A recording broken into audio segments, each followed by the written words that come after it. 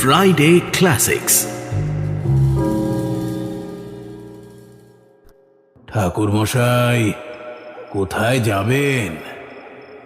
যাব মাখমপুর। মাখমপুর? সে যে এখনো 3 ক্রোশ পথ। কাদের বাড়ি যাবেন? আগে শচীশ কবিরাজের বাড়ি। আপনি এক্ষুনি এখান থেকে পালান,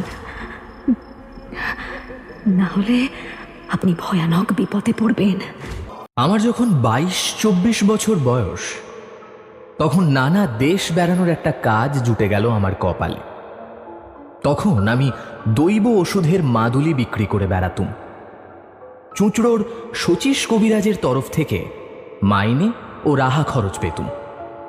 অল্প বয়সের প্রথম চাকরি খুব উৎসাহের সঙ্গেই করতুম।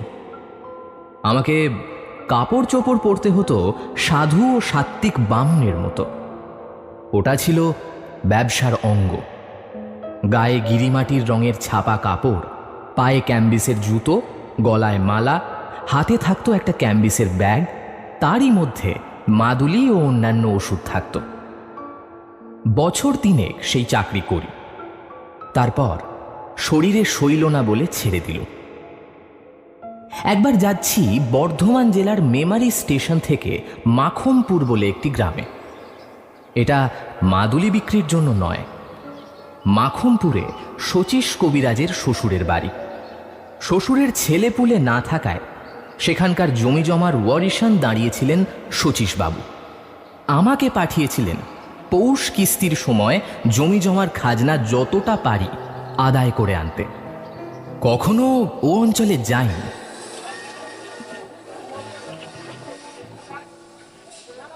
মেমারি স্টেশনে নেমে বেলা 2টোর সময় হাঁটছি তো হেঁটেই চলেছি, পথ আর ফুরোয় না।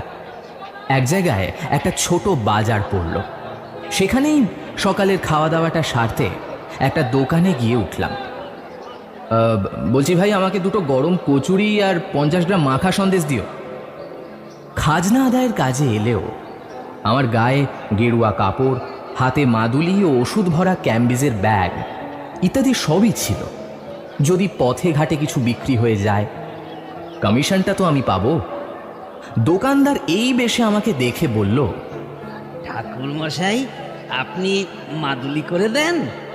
তা দিই, তোমার কিছু লাগবে? হ্যাঁ ঠাকুর মশাই, ছেলেটার কদিন হলো খুব জ্বর। গাঁয়ের বদ্যি মশাই দেখছেন, কিন্তু ছেলের হাব ভাবে কোনো বদল দেখছি না। যদি আপনি কিছু... বেশ,